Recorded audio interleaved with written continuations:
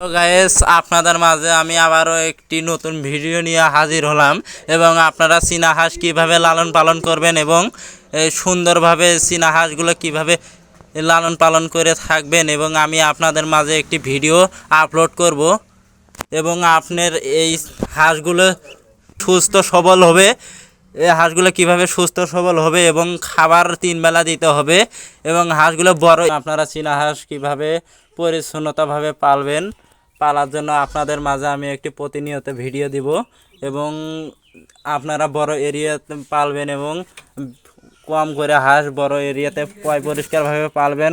আমার হাঁসগুলো অনেক ছোট ছোট এবং বড় হওয়া পর্যন্ত আপনাদের মাঝে আমি আরও ভিডিও ছাড়বো, এবং হাঁস কীভাবে লালন পালন করবেন এবং পরিচ্ছন্নতাভাবে লালন পালন করে থাকবেন, আমি সে বিষয়ে আপনাদের মাঝে একটি ভিডিও আপলোড করব।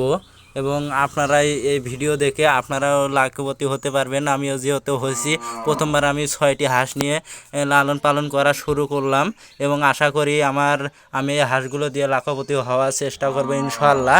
আর আমার ভিডিওটি আপনাদের যদি ভালো লেগে থাকে, আমার চ্যানেলটি সাবস্ক্রাইব করবেন এবং পাশে থাকা বেল বাটনটি বাজিয়ে দেবেন।